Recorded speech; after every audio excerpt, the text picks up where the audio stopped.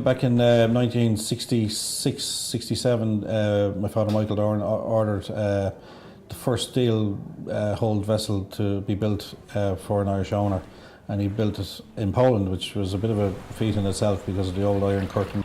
The old boats were sort of archaic and underpowered and wouldn't have handled the fish so well. He had a refrigerated fish room, which was a real novelty in those days.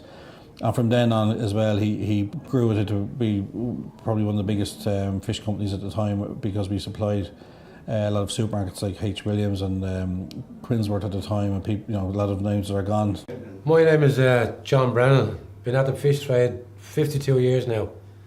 Started when I was 14 years of age. I do the same as what Johnny was saying. We're at the trade a long time. So we just process it, fill it and process it, and it all goes out within the day or two, Leave the house about 5:30, start work at 6. An average day's work is about 30 boxes of fish. Used to be a lot more, but it's gone less now because I'm older. When we started, there was mainly all Irish people at the trade.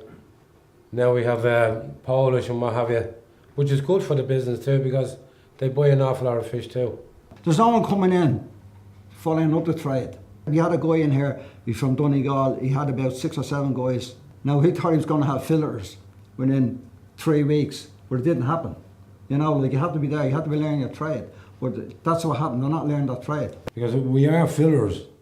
It's not, we didn't just come off the last boat. You probably think that if a boat goes to sea, throws nets out and tries to catch as much fish as possible coming ashore, and that's the end of it, but it's not the way. In the old days, you say, for argument's sake, you used to get maybe £1 for one cod. But nowadays, the boats keep the fish better, so hopefully they're getting more for their fish.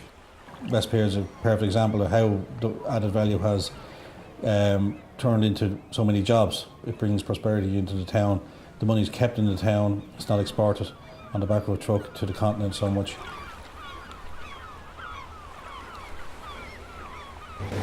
My name is Quiver. Yeah, that's actually it's Irish name. I picked it here, and I'm original from China, and my Chinese name is Kun Yang.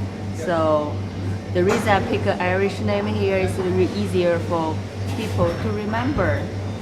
At the moment I'm doing celery for the chowder. And the chowder is one of the top sellers out here. It's all made with local fish from the actual Doran's fish shop itself.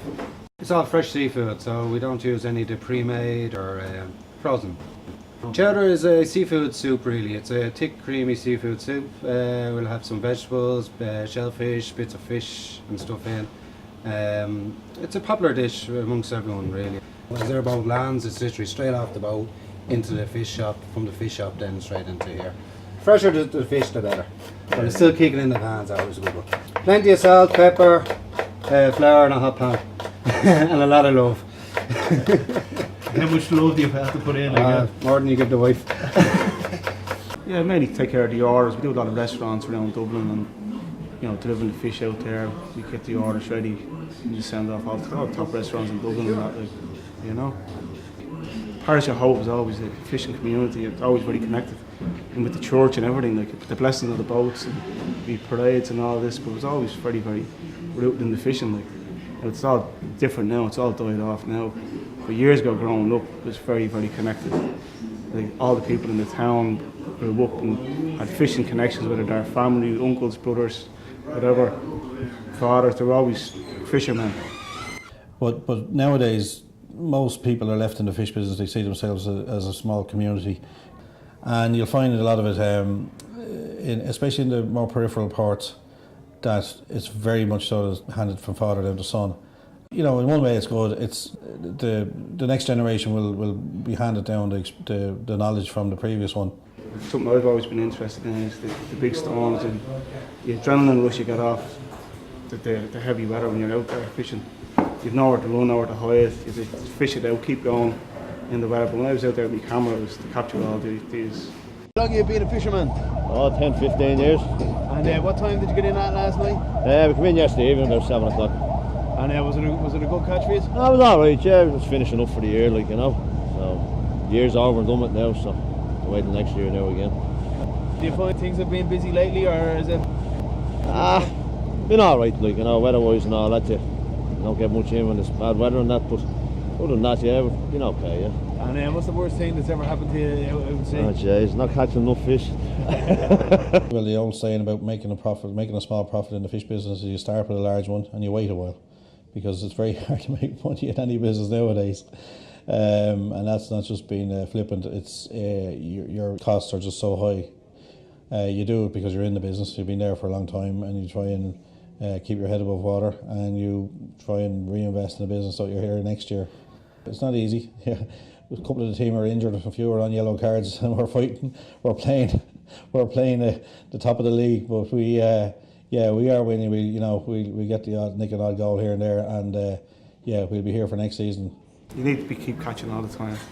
And you're not catching, you're burning fuel. Because the boat never stops. You're always constantly burning fuel.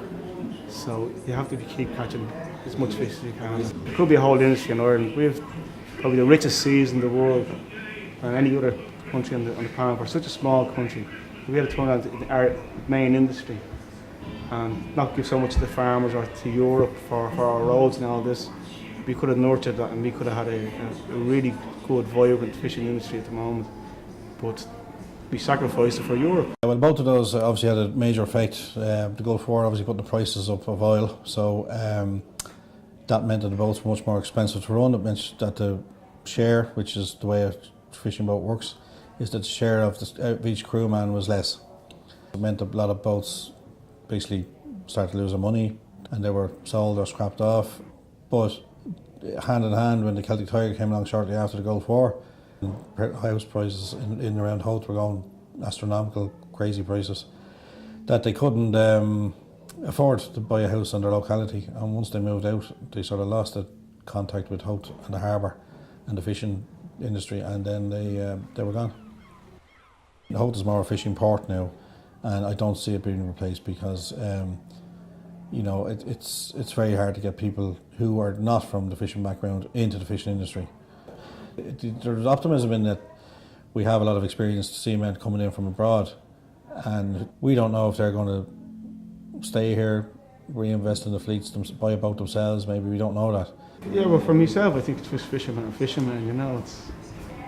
I wouldn't say there'd be much difference. If you meet them, only the language would be the only difference, I'd say.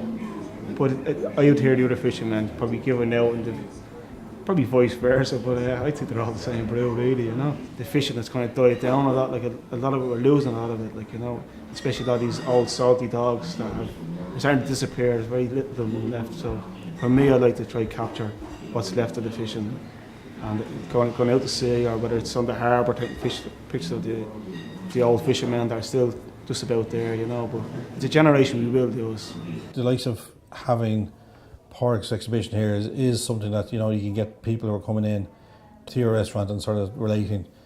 The fish on the plate doesn't begin in the kitchen. That it's the whole circle in the one room as such. You can see the fish being caught right up to arriving on the table. I think I like the romantic side of the fishing. I've always seen fishing as a beautiful thing. You watch the sun rise every morning, watch the sun set. Every day you're out there. You work around the clock. You never stop. For the 5 days you're out there. But I've always had a love for the sea. That's the strength of our business, is the people that we have within it, the relationships with our customers. Whether it be the person who comes in and buys one piece of plate for €1, or whether it's a Michelin star restaurant in Dublin that maybe buy €10,000 worth of fish of us. You're working on the pier in Howth. On a nice sunny day, and especially in the morning time, and as you said yourselves, that you saw the sun coming up, it puts the heart in the right place for the rest of the day. And then you can sort of say, well, you can more or less get across any problem you have during the day once you have a good start, and that's normally the way I see it here. It's a challenge, there's no doubt about it, but it's a nice one to have, and it's a good business to be in long term.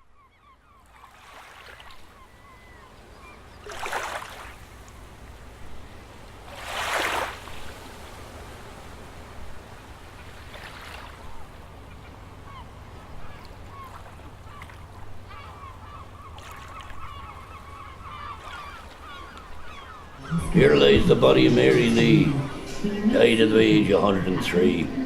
15 years she kept her virginity. Not a bad record for this facility.